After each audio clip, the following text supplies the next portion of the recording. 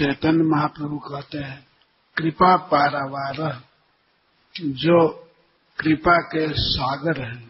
पारावार मतलब सागर।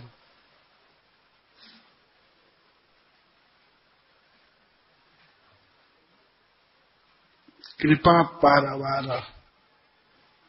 भगवान का ये स्वभाव वर्णन कर रहे हैं, जो बहुत कृपालु हैं। कितनी कृपा, जैसे समुद्र में जल ही जल भरा रहता है, वैसे भगवान जगन्नाथ में केवल कृपा ही भरी हुई है। अनंत कृपा के सागर हैं।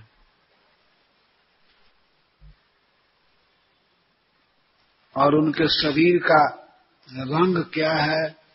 सजल जलद श्रेणी रुचिरो। सजल जो जल बरसाने वाले मेघ हैं, सांवले मेघ, उनके समूह श्रेणी के समान जिनकी शोभा है।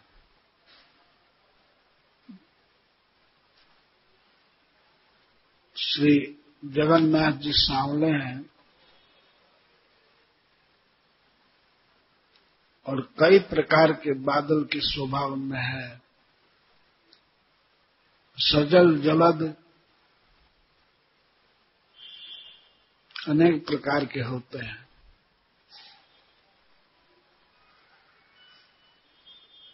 इसलिए चैतन्य महाप्रभु कहते हैं जलद श्रेणी रुचिरा। अनेक प्रकार के जलधर मेघों के समान उनकी कांति है, शोभा है। रमा वाणी राम, और श्री जगन्नाथ जी रमा लक्ष्मी को आनंद देते हैं, और वाणी श्री सरस्वती जी को, जो उनकी पत्नियां हैं। भगवान की पत्नी है लक्ष्मी जी और सरस्वती, जो सबके वाणी की अधिष्ठात्री है, स्वामी है।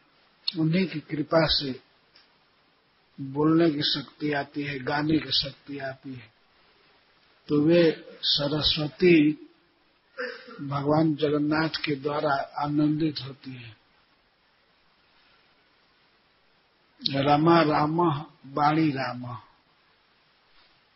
राम रमयति, जो रमाते हैं, आनंदित करते हैं, वे राम हैं। तो वे रमा को और वाणी को, लक्ष्मी को और सरस्वती को रमाते हैं, आनंदित करते हैं। लक्ष्मी जी भगवान जगन्नाथ की खूब आलोचना भी करते हैं कभी कभी। कई प्रकार से गाली देती हैं,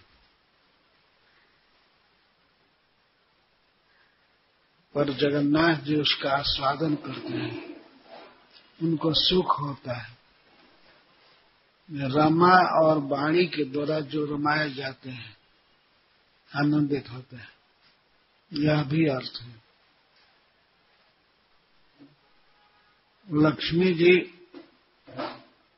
कभी कभी जगन्नाथ को गाली देती हैं, ये दोनों बहन को लेकर क्यों बैठे हैं?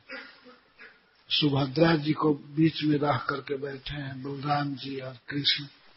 इस पर लक्ष्मी जी कहती हैं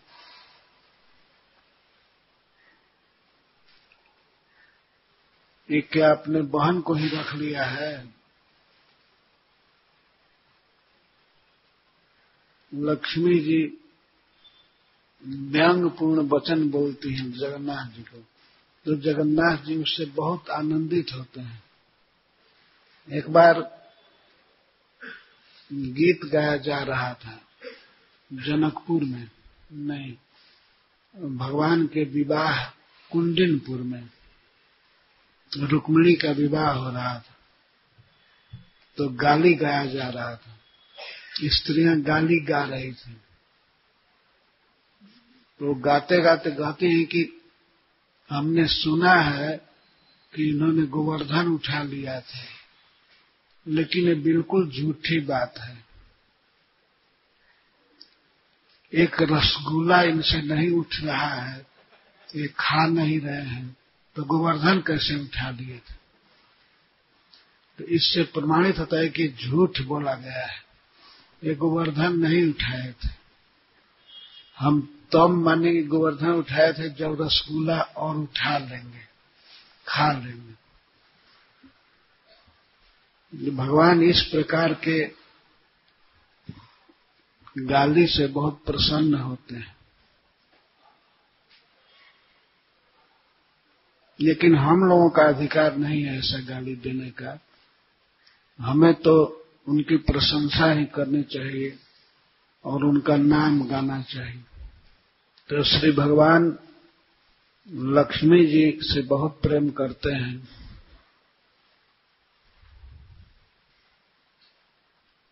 रथ यात्रा के 7वें दिन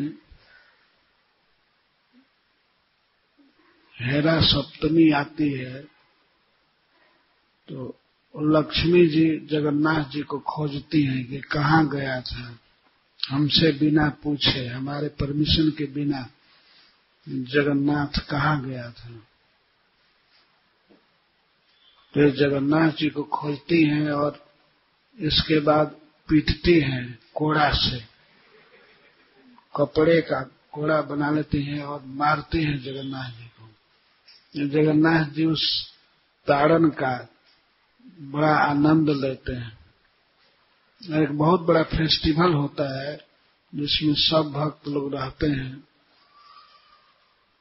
भगवान गुंडीचा मंदिर में चले जाते हैं, 7 दिन रहते नहीं हैं, तो लक्ष्मी जी उनको खोजती हैं, कहाँ गए कहाँ गए, और जब मिलते हैं तो सीधे मारना चालू करती हैं। इस तरह भगवान जगन्नाथ की अद्भुत सब लीलाएं हैं। और उनका मुख कैसा है उसका वर्णन चैतन्य महाप्रभु करते हैं। स्फुरद, उद्दीप्यमान है, चमक रहा है मुख, अमल और निर्मल है, निर्मल कमल के समान सुंदर, पंके रूह मुखा। मुख है जगन्नाथ जी का कैसा है? पंके रूह, कमल के समान, अतिशय सुंदर, खिले हुए कमल के समान, स्फुरत और निर्मल।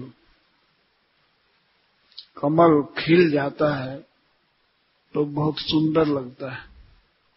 तो खिले हुए निर्मल कमल के समान जिनका मुख है, सुरेंद्र ही आराध्य। और श्री जगन्नाथ देव सुरेंद्रों के द्वारा, श्रेष्ठ देवताओं के द्वारा और साधु संतों के द्वारा आराध्य, पूजित होते हैं। ब्रह्मा जी, भगवान शिव, इंद्रदेव, वरुण देव, ये सब देवता भगवान की पूजा करते हैं, आराध्य है उनके जगन्नाथ। और वेदों में जो शीर्ष स्थानीय है, सबसे फाइनल कंक्लूजन वेदों का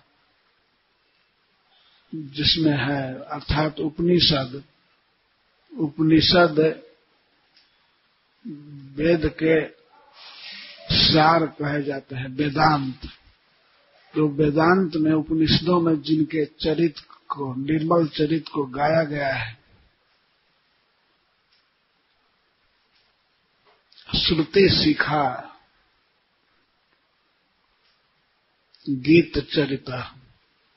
श्रुति शिखा मतलब जो वेद में सबसे सिरमौर है, सबसे श्रेष्ठ ग्रंथ वे है उपनिषद। तो उपनिषदों में भगवान की निर्मल कीर्ति गाई गई है। वेदांत में, उपनिषदों में जिनके कीर्ति का बखान किया गया है, वेद जिनकी कीर्ति गाते हैं, ऐसे श्री जगन्नाथ देव जो हमारे इष्ट देव हैं, चैतन्य महाप्रभु कहते हैं स्वामी। स्वामी मतलब मेरे नाथ। ये तो जगत के नाथ हैं ही,